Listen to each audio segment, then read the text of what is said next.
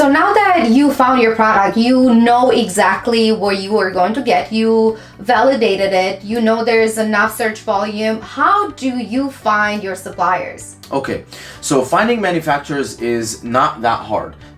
There's obviously an abundance of manufacturers, whether it's in the US or whether it's in China. So in terms of US, if you are doing like a food or a supplement or a topical or something that has a certain level of risk where you don't want to import from China, then finding US manufacturers is not that hard. Google is your best friend, and then also going to conferences and for example, for supplements, I went to Expo West, and in Expo West, as soon as I got into the conference or whatever, the expo, I said, hey, can I have a list of every single vendor there?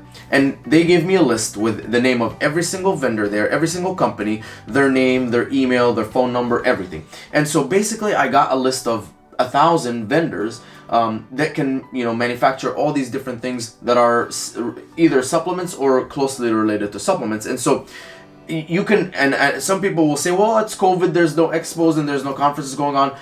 No one will ever say no if you contact them and say, hey, can I get your vendor list? Because it's in their benefit to give this vendor list to you, because as these vendors make money from them, they will continue to come to the conference, and because the vendors pay the money, the vendors are paying $5,000-$10,000 just to be there.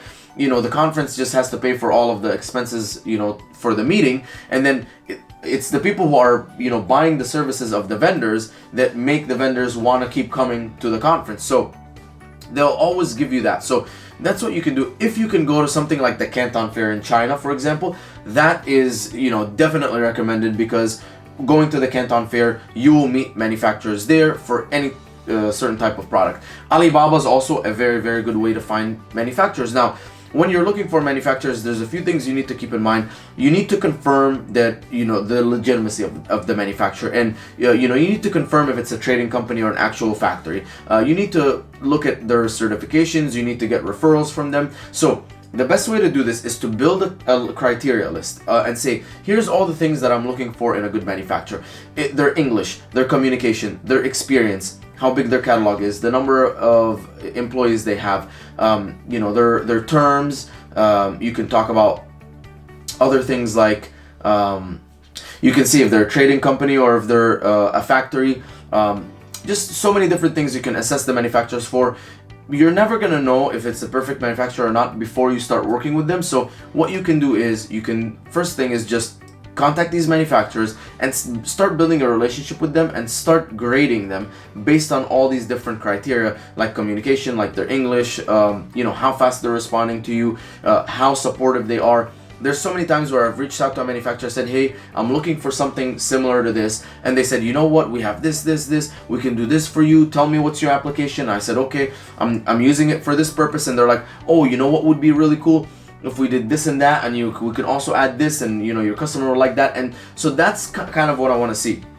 Too many people are worried about the cost and the minimum order quantity, and what they miss is, how much are you going to save with the cost? You're going to save maybe $1.50. That $1.50 in this grand scheme of things is not going to do anything. But when you're selling 3,000 or 5,000 units a month, still that's $3 to $5 grand a month. Do you know how much money you would lose if your manufacturer's communication was bad and you ended up running out of stock on Amazon? Tens of thousands. I've spent tens of thousands of dollars, PPC, ranking again, trying to get back up. So simply by having a manufacturer that's not as solid or as knowledgeable, or maybe he bribes the inspectors and you get defects and all this stuff, by not having a good manufacturer with a good relationship, you lose so much more than that 50 cents to $1 that you save per unit for going the cheap method. And on top of that, don't worry about minimum order quantities too much, unless they say something like 5,000.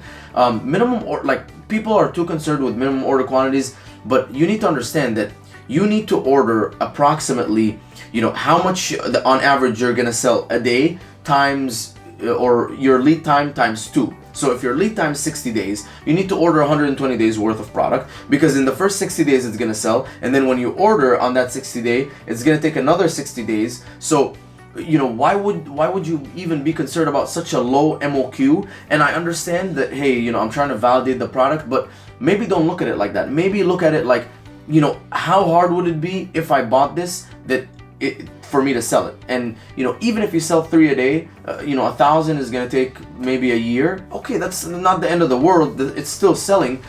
So people are too concerned with the MOQ and not worried enough about, hey, if this works and I run out of stock, I'm basically going to lose a lot of money. So and again, MOQs, that sort of negotiation is not that hard.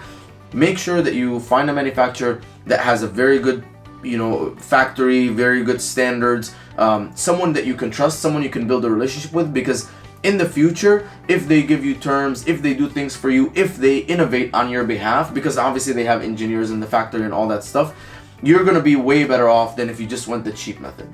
Yeah, I think it's so good you mentioned this, because a lot of courses and a lot of people that maybe are older sellers, they have their method of doing it. Not that is bad, but maybe in their past, this is what worked for them. Worrying about the order quantity and worrying about this.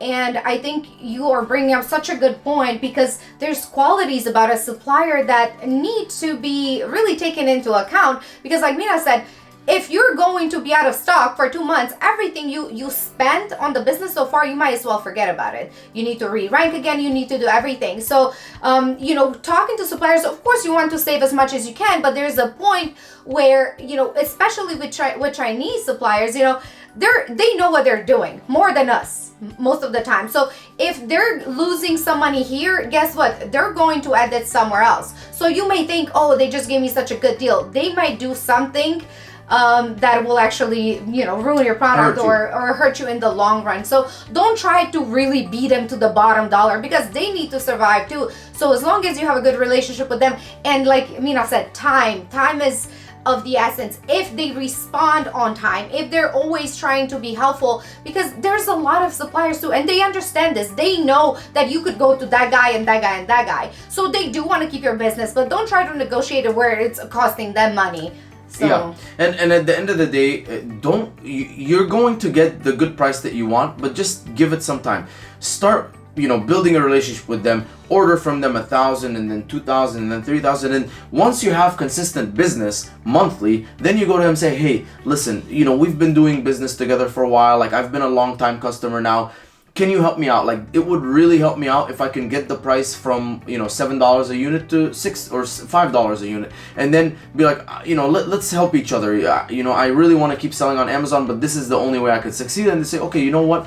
What if, we adjusted this thing and, we'll take some of our profits out and, and then we can get you to $5. And so once you build a relationship and they see that there's consistent money coming in from you, then they're going to be way more receptive to, or, way more open to negotiating, versus if you just right off the bat said, I want better price. I mean, at the end of the day, you're starting off the relationship on a bad note. It's like, this person, all they care about is money, and so when you're in a pinch and when you're like, hey, I know your lead time is 6 weeks, if you can make it 5 weeks, like, that would save my business, they're gonna be like, why? This guy, all he wants is, or this girl, all she wants is just to drop the price to the bottom. Why would I even help her?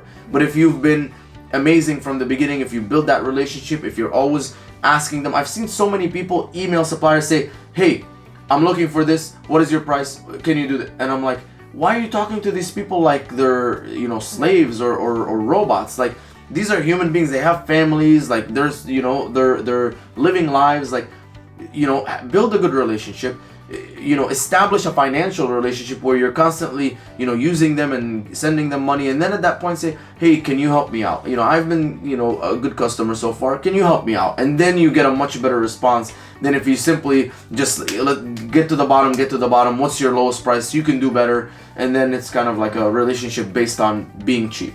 Yeah, and it's always good to create a relationship. We like relationships in our life. You want to make friends. So if you are able to go to China, to the Canton Fair or whatever, make sure you do spend some time with them and make them feel like they're part of the family. With that being said, I would always suggest you do inspect your products. Doesn't matter how long you've been getting products from that supplier, because sometimes what happens is these suppliers, they may actually outsource some of the work, And if you trust that they're going to do a good job, yeah, they may be doing a good job, but if they outsource to somebody else and you won't know, you may get a different quality. Not that this happens all the time, but what I'm saying is always, it needs just to happen once to ruin your business. Always pay for that inspection. And what does that run? $100, $200 yeah, maybe? Yeah. I mean, if you get it done really, really like a very high quality inspection, $400-$500. But what is one bad batch worth to you? It's negative reviews, getting deranked, returns on Amazon, and like the list goes on, and your reputation and your branding. And so be a smart business person always. Even though you have a good relationship with them and you talk to them like your brother and your cousin, always make sure that your products come first. That's it.